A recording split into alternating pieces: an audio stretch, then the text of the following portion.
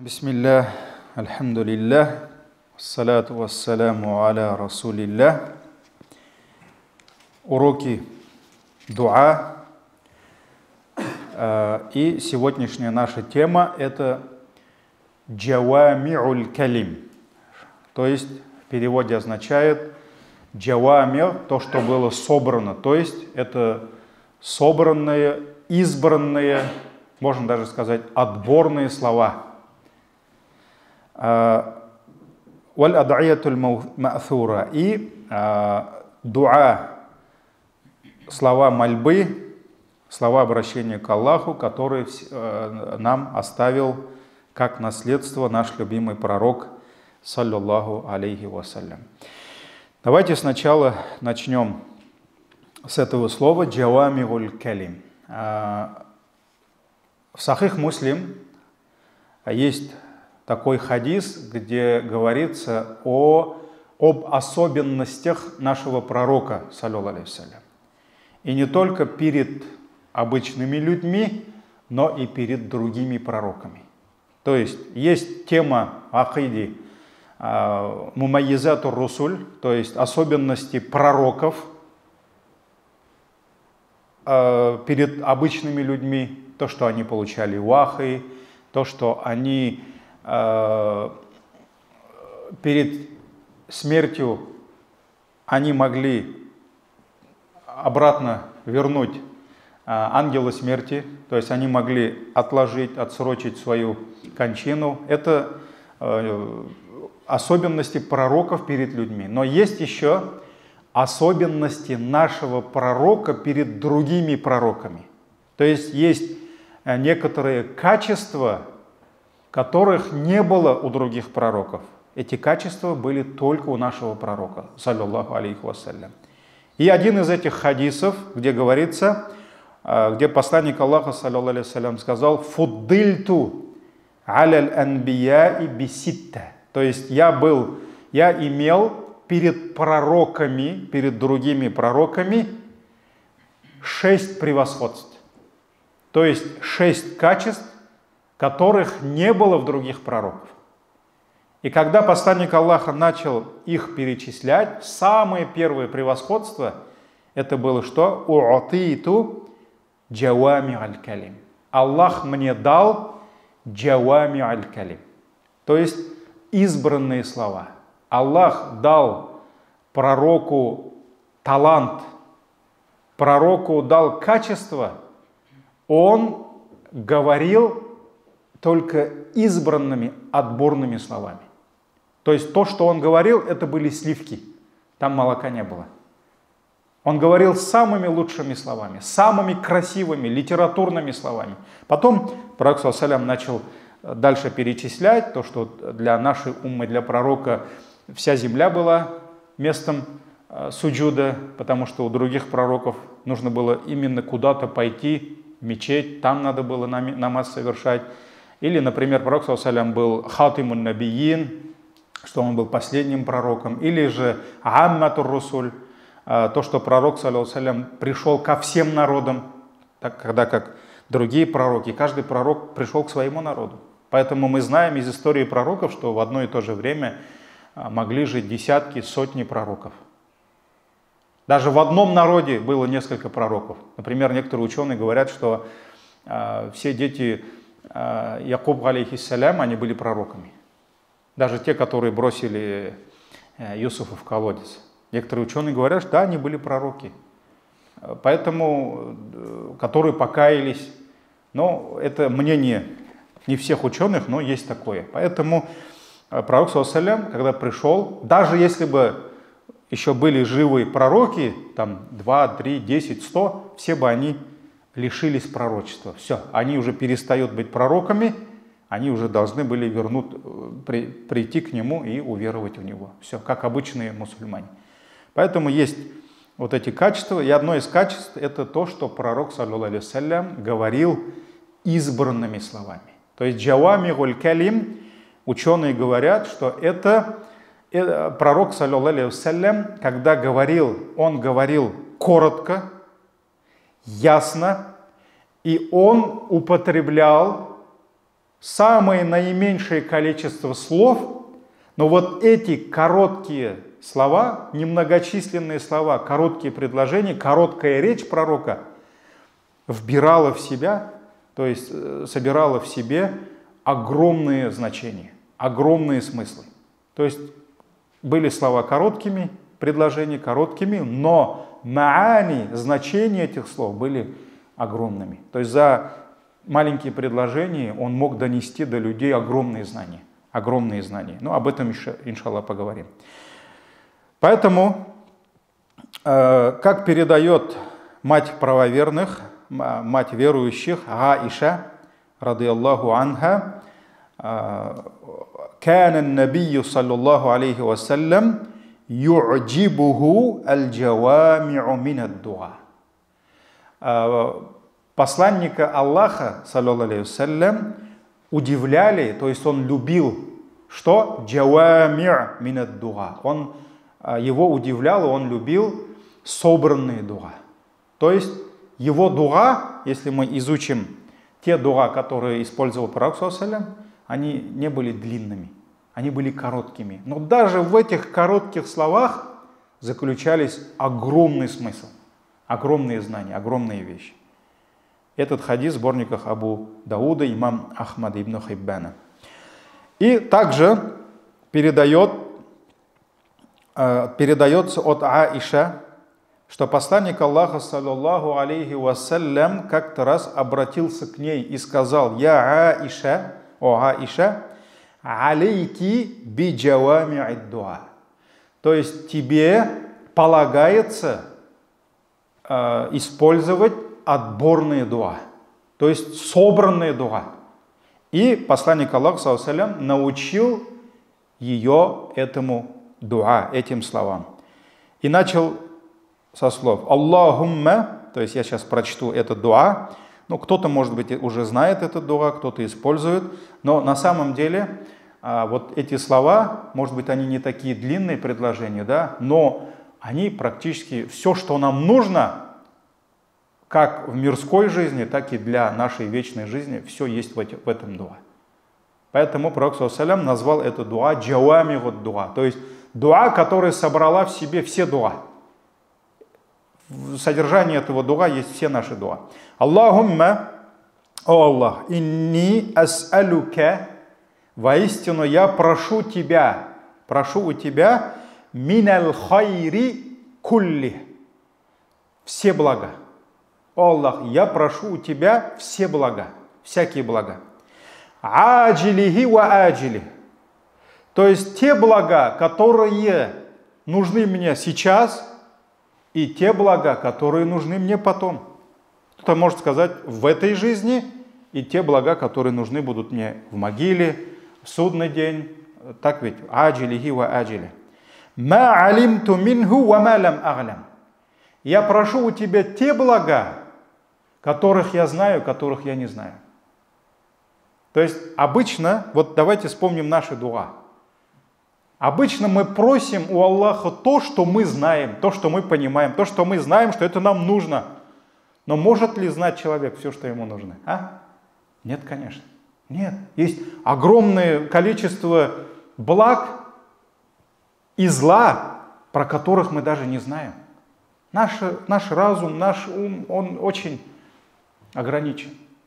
Поэтому эта дуа учит нас просить у Аллаха те блага, про которых мы даже не знаем. Поэтому ма алимту минху ва ма лам а'лям.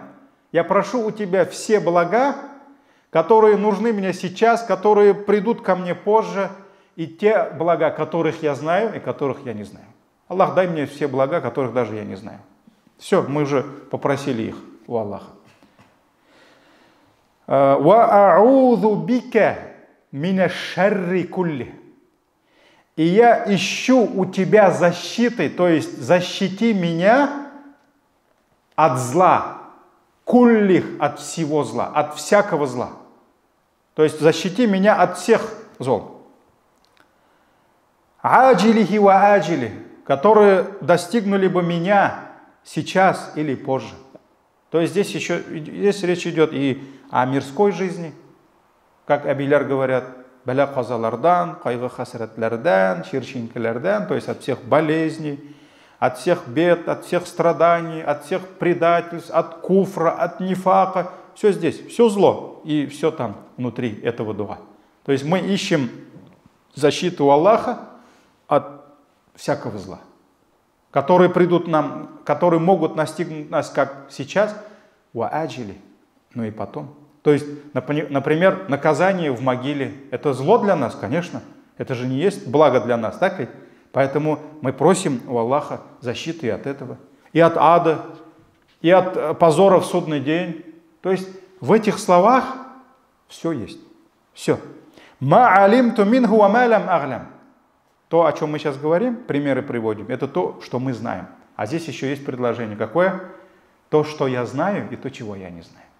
То есть защити меня от всякого зла, который постигнет меня сейчас, может постигнуть потом, в могиле, в судный день, да, в аду. То, что я знаю, то, чего я не знаю. А есть огромное количество зла, вреда, про который мы даже не знаем. Но об этом мы тоже попросили. Так ведь? То есть защиты от этого, защиту мы уже попросили у Аллаха. Аллахумма инни ас'алюк. Продолжаем просить у Аллаха. О Аллах, я прошу у Тебя мин хайри ма са'аляка минху Мухаммадун абдука ва набиюка. О Аллах, я прошу у Тебя тех благ, которых просил у Тебя Твой раб и пророк Мухаммад, саллаллаху алейхи вассалям. Машаллах. Вот кто может просить больше благ у Аллаха, чем его посланник, его пророк? Кто-нибудь из нас, сколько бы часов мы ни просили, мы можем просить у Аллаха что-то лучшее, чем просил его пророк, саллаллаху алейхи вассалям? Конечно, нет. А здесь одно предложение. У Аллаха, дай нам все то, что просил у тебя пророк Мухаммад, саллаллаху алейхи вассалям. Все, что просил пророк, саллаллаху алейхи вассалям, ночами, днями, все мы просим у Аллаха. Пророк научил Айшу и нас все это попросить у Аллаха в одном предложении. «Ва а'уду бика мин шарри ма а'адha минху абдука ва набиюка». И я прошу Твоей защиты от всякого зла, за которую просил у Тебя Твой раб и посланник. То есть то, от чего прибегал к Аллаху пророк, мы просим все. Если пророк просил у Аллаха, прибегал к Аллаху от зла, например, куфра, это здесь в этом предложении. Нифак здесь, ад здесь, мучение в могиле, все здесь. Лень здесь, немощность, пророк аджаз просил, да, от немощности, от слабости, от дряхлости, от долгов. Все здесь, все в этом предложении. Одно предложение. Я прошу Твоей защиты от всего того, от чего прибегал к Тебе Твой раб и пророк, саллаллаху алейхи вассалям.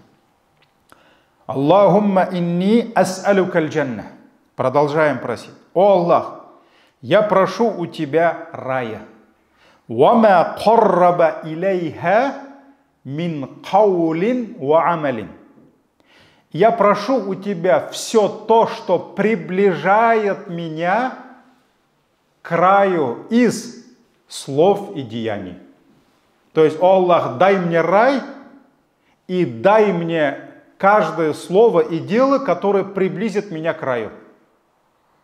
Одно предложение. Но в этом предложении что? Абсолютно все. Все, что нас приблизит к милости Аллаха и к Его раю, все в этом предложении. То есть мы просим у Аллаха и тауфик, чтобы мы совершали намаз, и поститься, и выплачивать закат, и поминать Всевышнего Аллаха, восхвалять Его, обращаться к Нему, дуа делать. Мы просим у Аллаха возможность, тауфик, чтобы мы творили благие дела. Через благие дела мы находим милость Аллаха и Его рай. Так ведь?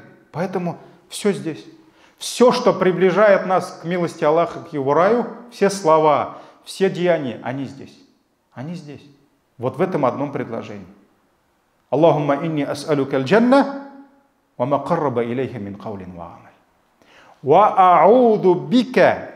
Я прошу твоей защиты минан-нар, от пламени ада, ва ма карраба илейха мин каулин ва амалин. Я прошу твоей защиты от всех слов и дел, которые приближают меня к аду. То есть, что приближает человека к гневу Аллаха, к его наказанию? Грехи.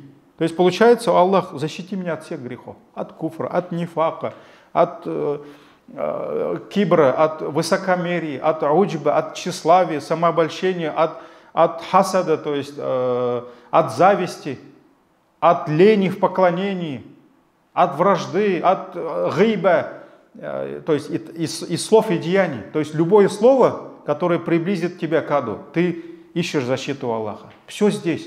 И гайбет, и ложь, и пустословие, и сквернословие, все здесь. Поэтому одно предложение. Ва ауду бика минан нари, я прошу твоей защиты, защити меня от ада, ва ма карраба илейха мин каулин ва амали. И все, что, и от всего того, что приблизит меня к аду из слов и деяний. Ва ауду бика. Идем дальше. Ва ас'алука, я прошу тебя, ма кадайта ли мин кадаин. То есть, какое бы ты мне не дал решение, предопределение в моей судьбе, в моей жизни, да, что бы в моей жизни ни случилось, по твоему решению, по твоему предопределению, ан тадж'аля акибатаху рушда, чтобы результатом этого предопределения было благо. То есть, что бы ты мне не дал, что бы ты у меня не забрал, Аллах же сам решает, что давать, когда давать, что у нас забрать. Так ведь дать или наоборот забрать, что бы ты ни решил в предопределении нашем, чтобы результатом этого было благо. Потому что иногда Аллах нам дает, может быть, даже то, что мы просим у Него, да? Но результат-то бывает дурным. То есть то, что Аллах нам дал, открыл это получилось фитной для нас. Это получилось искушением для нас. Например, человек был в долгах, у него не было денег, он все время в мечети, джамагат, намаз, там все время дуа, а тут что-то потеряли мы его. Звоним ему, он говорит, да у меня дела пошли тут, пока все нормально, все хорошо. Иногда не знаешь брату, какой дуа делать, чтобы шли у него дела или чтобы машины у Рустама бы ломались, не ломались. Вот не знаешь, что просить иногда, да? Поэтому мы у Аллаха просим, что? Что бы ты ни решил, чтобы результатом этого было благо. Вот это есть дуа пророка саллаллаху алейхи ва саллям. Джавами дуа. То есть это дуа, которая собрала в себе огромное количество дуа. Тут все есть, дорогие братья. Тут есть все. И вот это один пример из дуа, который использовал пророк саллаллаху алейхи ва саллям. И возьмите любое дуа, то есть вот этот человек, саллаллаху алейхи вассалям, он призывал на этой земле 23 года всего. И он призывал, говорил 23 года, то есть до пророчества было 40 лет, где-то 23, да? И за эти 23 года он должен был оставить миру то, что должно было поменять весь мир. Чтобы люди, которые шли в ад, к гневу Аллаха, они шли в рай. Они пошли в рай, они пошли к милости Аллаха.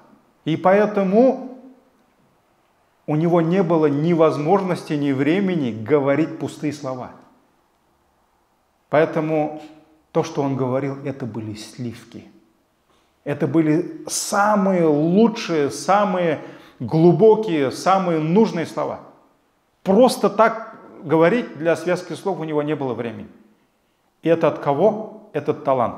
Это от Аллаха. Даже другие пророки этим не обладали. И поэтому тут нет сомнения, что те дуа, которые использовал, которым учил нас наш пророк, саллаллаху алейхи ва саллям, это самые лучшие дуа. Ни один величайший поэт не может придумать лучшие слова, чем то, чему научил пророка Аллах, субханаху ва тааля. Поэтому, конечно, вот эти дуа, они собрали в себе самые лучшие значения, самые лучшие цели, самые лучшие вещи, блага, которых мы нуждаемся как в этой жизни, так и последующей. Поэтому вот здесь получается раз, два, три, четыре обращения, да? А на самом деле в этих словах все. В этих словах есть все. Также другой вариант хадиса. Имам Ахмад, Ибн Маджа, Ибн Хиббан передали, Хаким, где говорится «Алейки биль кавамиль», то есть ты должна придерживаться кавамиль, то есть камиль, совершенство. То есть ты должна придерживаться совершенных слов. Совершенные слова — это когда нет ничего лишнего, нет ничего пустого. Это самые совершенные слова. То есть где-то джавамир, где-то говорится кавамиль. Так ведь? Потому что значение одно. Джавамир — это то, что было отобрано, избрано, а кавамиль — самые совершенные. Так ведь? Также еще один вариант этого хадиса, где Абу Бакр аль-Асрам передал этот вариант, что пророк, саллаллаху алейхи вассалям, сказал: «Аиша, ма манааки ан та'хузи би джавамир аль-калим». То есть, что мешает тебе взять от меня, что? Би джавамир аль-калим. То есть, собранные слова, уже собранные, все, готовые, избранные слова. И затем пророк, саллаллаху алейхи вассалям, научил ее этому дуа. Вот то, что мы с вами читали. Это дуа есть в книгах. Поэтому найдите эту дуа. И, машаллах, на самом деле, если человек будет обращаться к Аллаху с этими словами, понимая смысл этих слов, мы с вами об этом сейчас не будем говорить, потому что это был ряд целых лекций, что каждая дуа нужно обязательно понимать. Говорить просто что-то красивое, но не понимать, когда ты обращаешься к Аллаху, это уже не от сердца. Это просто язык будет теребить воздух, а на самом деле ценности не будет. Поэтому нужно понимать то, что ты говоришь. Также Абдулла ибн Мас'уд передает и говорит: «Инна Расул Аллахи уллима фаватихаль хайри ва джавамихаху». Воистину, посланник Аллаха был научен фаватихаль хайри ва джавамихаху, то есть он был научен самым благим начинанием и джавамихаху, избранным, отобранным. Поэтому посланник Аллаха, и хадисов много, которые указывают на это, хадисов много. И, как передал Абу Хурайра, радийаллаху анху, что посланник Аллаха, саллаллаху алейхи ва саллям, сказал: «Бу'ифту би джавамихаль калим». Я был отправлен, ниспослан, би джавамихаль калим, с избранными словами. Избранные слова. Некоторые ученые говорят, что джавамихаль калим, то есть это отобранные, избранные слова, вот эти сливки, это есть Коран. Это есть Коран. Потому что Коран это как раз это сливки. В Коране нет ни одной лишней запятой, ни одной лишней точки. Это слова Аллаха. Это слова Аллаха. Поэтому это хайруль калям. Это самые лучшие слова. Лучше не может быть. Есть аяты, которые включили в себя всю религию Аллаха. Есть аят, даже не сура, а просто аят, где мы находим весь смысл религии. Есть хадисы, которые включают в себя, могут включить половину религии, 1/3 религии. Поэтому некоторые ученые говорят, что джавамихуль калим делится на две части. Первое – это книга Аллаха. Это то, с чем пришел пророк, саллаллаху алейхи ва саллям. Он пришел с Кораном. И Коран – это есть джавамихуль калим. Это есть отобранные, самые лучшие, самые совершенные слова предложений, где нет ни одной лишней точки даже. Не то, что слово. И то, что даже в Коране повторяются некоторые аяты. Каждое повторение на месте. Это не просто для того, чтобы рифма подошла. Вот мы знаем некоторые аяты, «Фаби айи аля и роббикума тукадзибан», сурат Ар-Рахман, например. Эти аяты в других сурах есть. Но это не просто так. Каждый аят на своем месте. Сейчас забыл, как его звали, арабский поэт, ну там, может быть, со своей стороны гениальный, которого Аллах лишил тауфика. Он же пришел и сократил Коран. Пришел к Хаду и говорит, вот я, говорит, все повторения убрал, а сейчас, говорит, он самый совершенный, говорит, Коран. И Хады сказал, у тебя, говорит, вижу, говорит, 10 пальцев, давай, говорит, 9 из них отрубим. Зачем повторять? 2 руки, давай, говорит, одну отсечем. У тебя сколько там зубов во рту? Давай 1 зуб оставим. 2 глаза, давай 1 выколем, уши тебе, 1 ухо отрежем. Да? Дальше можно идти, да, почку одну. То есть зачем повторять? Можно же 1 раз. Нет, ну каждый палец он нужен. Так ведь? Вот никто же не говорит, зачем нам 10 пальцев? Все говорят, они все нужны. Никто не говорит, вот 1 ухо у меня лишнее или 1 глаз лишний, да? Все на месте, все на месте. Все оно нужно. Никто не говорит, давай 1 ногу у меня уберите, да? Чтобы, ну, мне одной ноги хватит. Здесь тоже каждый аят. Это же слова Аллаха. Это слова Аллаха. Каждый аят на месте. И поэтому самый первый джавамиуль калим, ученые говорят, это есть Коран, это есть книга Аллаха.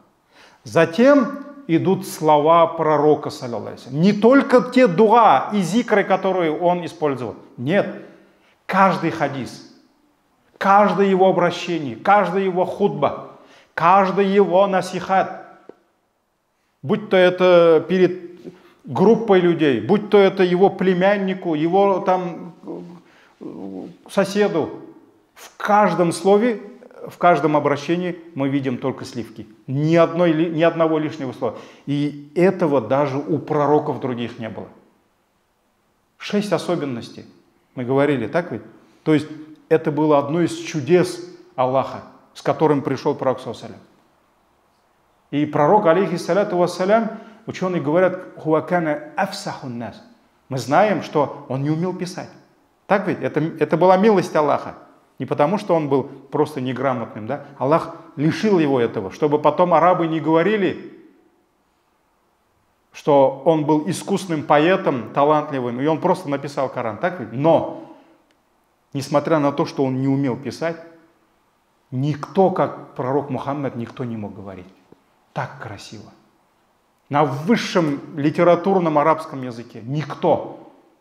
Поэтому он иногда ломал сердца, читая книгу Аллаха, да? Сколько людей приняли ислам, величайших поэтов приняли ислам, просто услышав Коран, да? И сколько людей пошли за ним, услышав его красноречие, его слова. То есть это же не для связки слов он говорил, не рифмами, а просто это были на самом деле сливки, то, чем он говорил.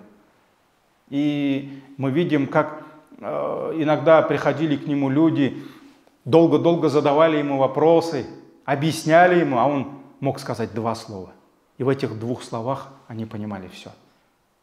Как, например, когда группа сподвижников должны были путешествовать по воде, по морю, да? Они пришли и начали объяснять, я Расуль Аллах, вот так-то, мы там окажемся в море, да? Земли не будет, воды нет, кроме морской воды, вот что нам делать, вот если намаз придет, надо тахарат брать, надо это, надо то. Они попросили про чистоту морской воды. Пророк, как сказал? Вода его чистая, а еда халяль. А про еду они не спрашивали. Так ведь? А он сказал, вода чистая, еда халяль. То есть он еще в 2 раза больше добавил. Хотя короткие слова. И это везде. Это во всех его. Пришел сподвижник, думал, сейчас пророк, саллаллаху ему большой урок, там хутбу расскажет целую. Как имам тут рассказывает, да? Дай мне насихат, дай мне васият, завещание дай мне в моей жизни, чтобы я придерживался этого. Пророк саллаллаху сказал, да, тогда не гневайся. Потом он говорит, я Расуль Аллах, вот что-нибудь еще, да, вот научи меня, чтобы я этого придерживался, другим передал. Пророк саллаллаху сказал, да, тогда не гневайся. Казалось бы, ну, обычное слово, да? Ашуланма, не гневайся. Но на самом деле внутри этого насихата мы находим огромную пользу. Огромную пользу, потому что человек, поддавая своему гневу, своему нафсу, да, давая волю своему гневу, он совершает столько ошибок в семье, в отношении с братьями, с другими конфессиями там, и так далее. И так. Вот поэтому это и есть посланник Аллаха. И он сказал, я пришел, был отправлен именно вот этими избранными словами. И вот именно поэтому Риза Фахруддин, рахимахуллах, наш величайший имам, татарский имам, которым мы гордимся, да, муфти, тогда еще всея Руси получается, да, вот он написал книгу, которую назвал Джавамиуль Калим, шарха, то есть шарх толкования Джавамиуль Калим. Он дал около 400, получается, хадисов, он сам их выбрал из всех сборников, да, и это его иджтихад был, и он подумал, что вот это как раз те хадисы, которые нужны всем. Вот как, например, Арбаин ан-Навави, да, 40 хадисов основополагающих, да, и вот он собрал для воспитания своего народа, уммы, он собрал где-то, выбрал из всех хадисов, из всех избранных хадисов, он выбрал вот эти около 400, и машаллах, на самом деле, вот кто читал эту книгу, кто не читал, обязательно почитайте, да, машаллах, вот я сколько лет? Более 5 лет, каждый джумга я отправляю вот это, только отрывок из этой книги, хадис и разъяснение от Риза Фахруддина, да. На самом деле, вот если у меня сейчас через год закончится эта книга, примерно на 7 лет, я 7 лет, получается 48 джумга, умножаем на 7 лет, вот я отправляю, да. Я сейчас пока не нашел другую книгу, чтобы она была полезной всем. Потому что я смотрел и наших татарских богословов книги, арабских шейхов, да. Есть книги, которые, они, может быть, очень полезны тем, кто практикует ислам, да. Но те, кто пока далеки, им немножко непонятно. А вот эта книга Джавамиуль Калим, да, она всем полезна. На самом деле это труд, очень интересный труд Ризы Фахруддина 100 лет назад, чем жили мусульмане, какие были проблемы у людей, да, как они их решали. Ну, машаллах, вот Джавамиуль Калим, то есть избранные слова. Это слова пророка, саллаллаху алейхи вассалям. Поэтому он говорил коротко, он говорил их немногословно, он был немногословным, но в его коротких словах, предложениях, обращениях мы находим огромные значения, огромные уроки. И, конечно же, это касается его зикров. Конечно же, это касается его дуа, его обращения к Аллаху, потому что он любил говорить Джавамиуль Калим, избранными словами.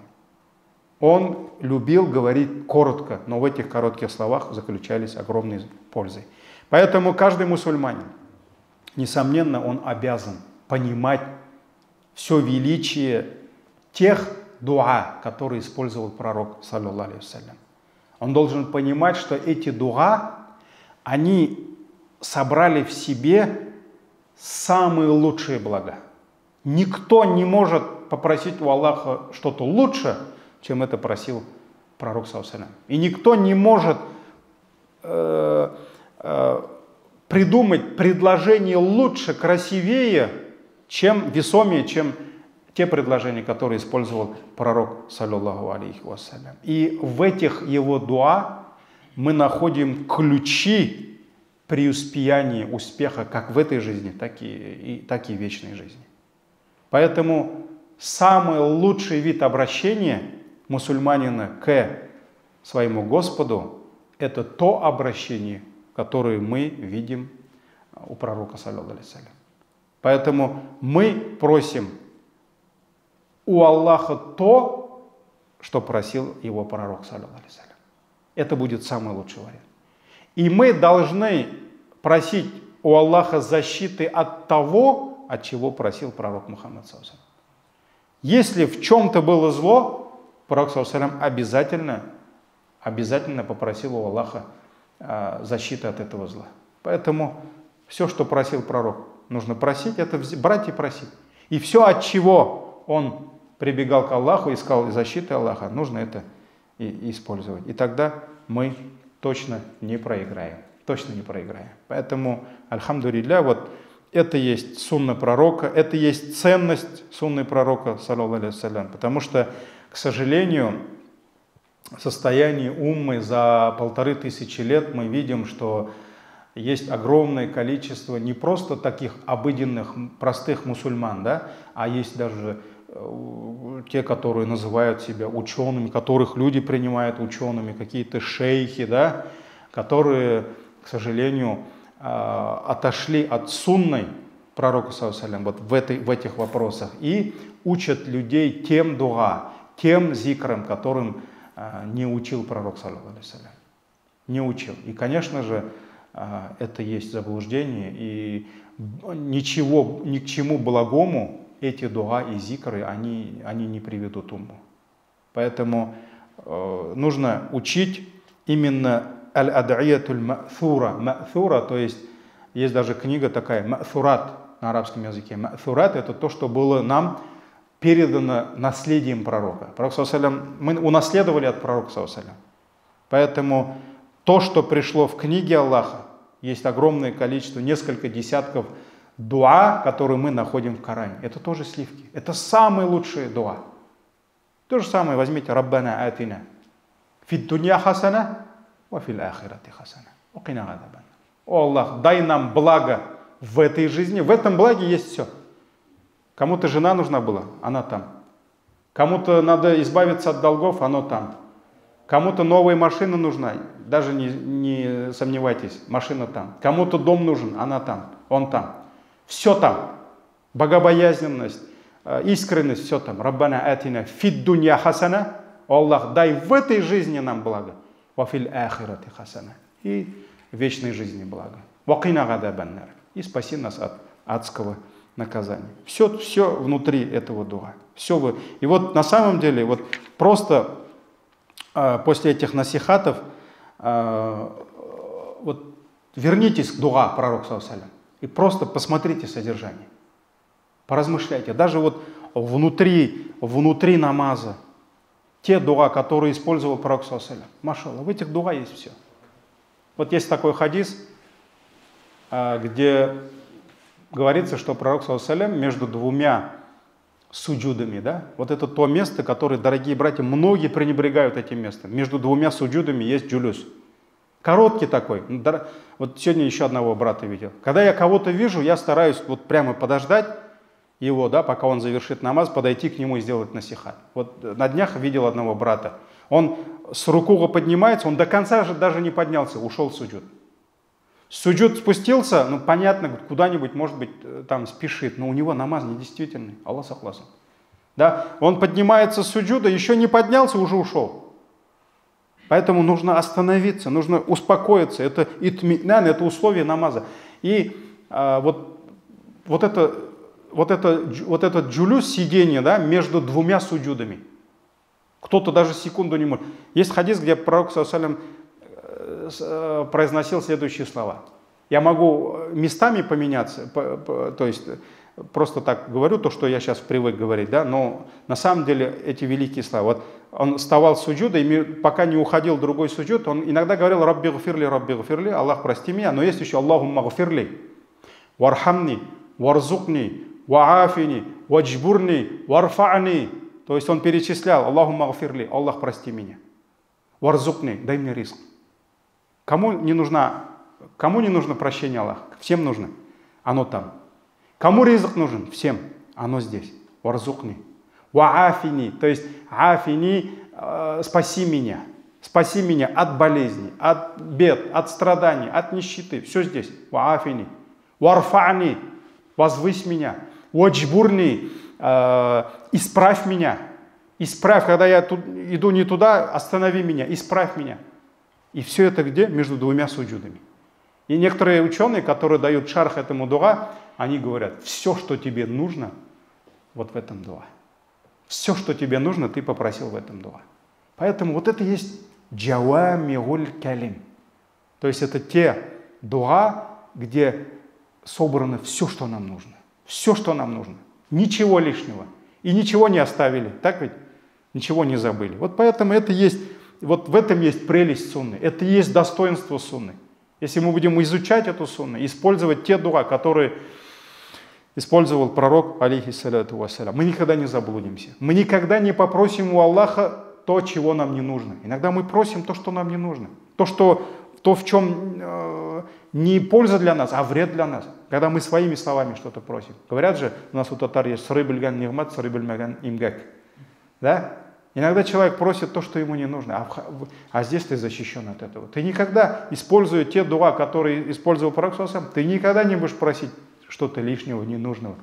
И ты никогда не пропустишь ничего, не пропустишь ни одного блага, потому что все там. Поэтому дай Аллах нам тауфик, дай Аллах нам помощи, чтобы мы изучали те зикры, те слова поминания Аллаха и те слова обращения к Аллаху, которые использовал пророк, саллаллаху алейхи вассалям. Поэтому надо прямо себе поставить цель, вот как братья учат Коран, да?